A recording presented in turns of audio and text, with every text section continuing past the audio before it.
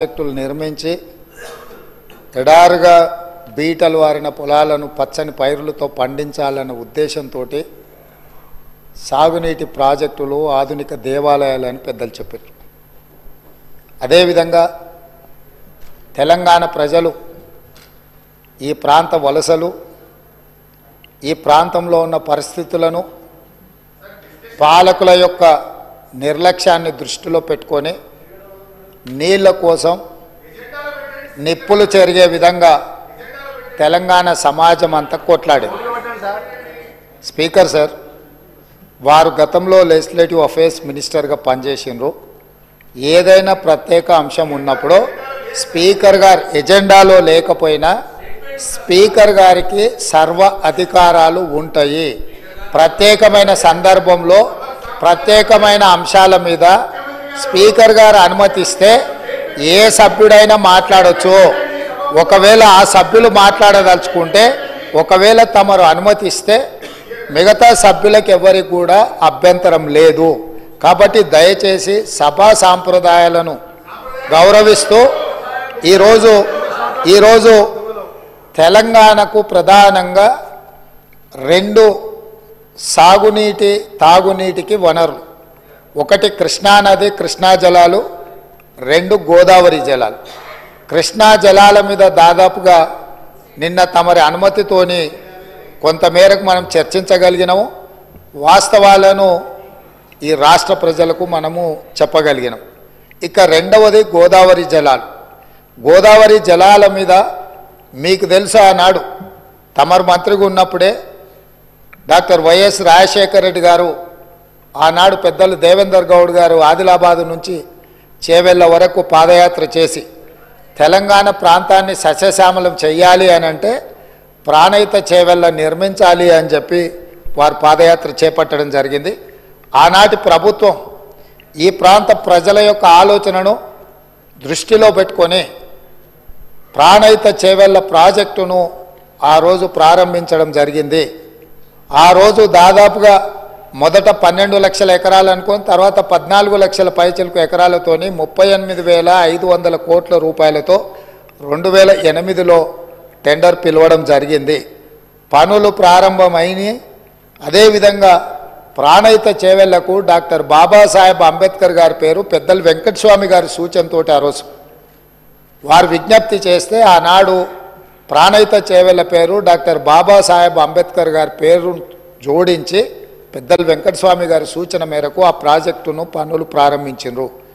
తెలంగాణ రాష్ట్రం వచ్చే వరకు ప్రాణహిత చేవెళ్ళ పనులు ప్రారంభించి చేవెళ్లలో మీకు తెలుసు 1000 కోట్ల రూపాయల పనులు జరిగినాయి. ప్రభుత్వం వచ్చిన తెలంగాణ రాష్ట్రం వచ్చి ప్రభుత్వం మారినాక కొంతకాలానికి అధికారంలో ఉన్న వాళ్లకు రీడిజైనింగ్ అనే ఒక బ్రహ్మ పదార్థాన్ని కనిపెట్టారు. ఆ బ్రహ్మ పదార్థంతోనే తుమ్మిడిహెట్టి దగ్గర నిర్మించాల్సిన ప్రాజెక్టును వివిధ మార్పులకు చేర్పులకు దారితీసి చివరికి మేడిగడ్డ, అన్నారము, సుందిల్ల ఇక్కడ బ్యారేజీలు కట్టి మేడిగడ్డ నుంచి లిఫ్ట్ చేసి అన్నారంలో పోస్తాం, అన్నారంలో నుంచి లిఫ్ట్ చేసి సుందిల్లలో పోస్తాం, సుందిల్లలో నుంచి నీళ్లు లిఫ్ట్ చేసి మిడ్మానేర్లో పోస్తాం, అక్కడి నుంచి మిగతా ప్రాంతాలకు నీటిని తరలిస్తామని చెప్పి ప్రాజెక్టు రీడిజైనింగ్ అని ఒక బ్రహ్మ పదార్థాన్ని కనిపెట్టి 38,500 కోట్ల రూపాయల అంచనాతో ప్రారంభమైన ఈ పనులను 1,47,000 కోట్ల రూపాయలకు పెంచింది అధ్యక్ష. అది కూడా పూర్తి డీటెయిల్ ప్రాజెక్ట్ రిపోర్ట్ ఉందంటే అది కూడా లేదు. ఇప్పటికీ 1,47,000 కోట్ల రూపాయలకు చేరింది. అది ఇంకా భవిష్యత్తులో పూర్తి చేయాలంటే 2.5 లక్షల కోట్లు అయిద్దా ఎంత అవుతా ఇంతవరకు అంచనాలు వేయడానికి కూడా సాహసం చేసే పరిస్థితి లేదు. సరే, అంచనాలు ఎట్లా పెంచిండ్రు, ప్రాజెక్టు రీడిజైనింగ్ ఎట్లా చేసిండ్రు, సాంకేతిక పరమైన అంశాలేంది, సాంకేతిక నిపుణులు ఇచ్చిన ప్రాజెక్టు డిజైన్ ఏంది, దాని తర్వాత జరిగిన నిర్మాణం ఏంది, నిర్మాణం తర్వాత జరిగిన నిర్వహణ ఏంది, ఇవన్నీ ఒకెత్తైతే ఈరోజు మేడిగడ్డ బ్యారేజ్ అనేది కుంగిపోయింది అధ్యక్ష. కుంగిపోయినప్పుడు గతంలో ఉన్న ప్రభుత్వం ఏం చెప్పింది, బ్యారేజీ కింద ఇసుక కదిలింది, ఇసుక కదిలితే ప్రాజెక్టు కుంగింది అని చెప్పింది అధ్యక్ష. నేను తమరి ద్వారా అడుగుతున్న అధ్యక్ష, ఇసుకలో పేక మేడలు కట్టిండ్రు అధ్యక్ష.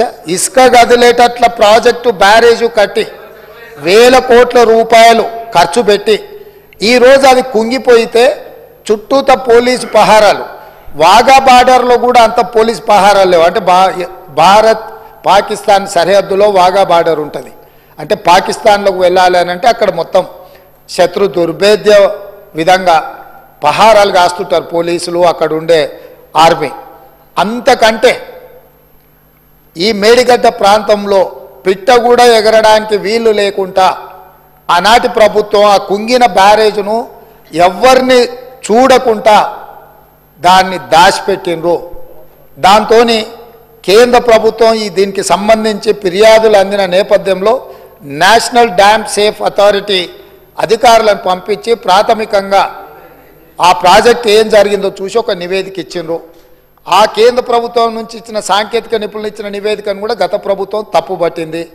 ఆ తర్వాత కాంగ్రెస్ అధికారంలోకి వచ్చిన తర్వాత అక్కడ జరుగుతున్న పరిణామాల నేపథ్యంలో కొంతమంది అధికారులు ఆఫీసుల నుంచి ఫైల్స్ మాయం చేసిందని టీవీలలో పేపర్లలో పెద్ద ఎత్తున వచ్చింది. తక్షణమే ప్రభుత్వం తేరుకొని విజిలెన్స్ అండ్ ఎన్ఫోర్స్మెంట్ అధికారులను మీరు ఆ ఫైళ్ళు మాయమవిన ఏమి మాయమైనాయి, ఎవరు మాయం చేసిండ్రు, అదేవిధంగా మేడిగడ్డ అన్నారం ప్రాజెక్టులలో జరిగిన అవకతవకల మీద మీరు ఒక నివేదిక తయారు చేయండి అని చెప్పి ప్రభుత్వం ఆదేశాలు ఇవ్వడం జరిగింది.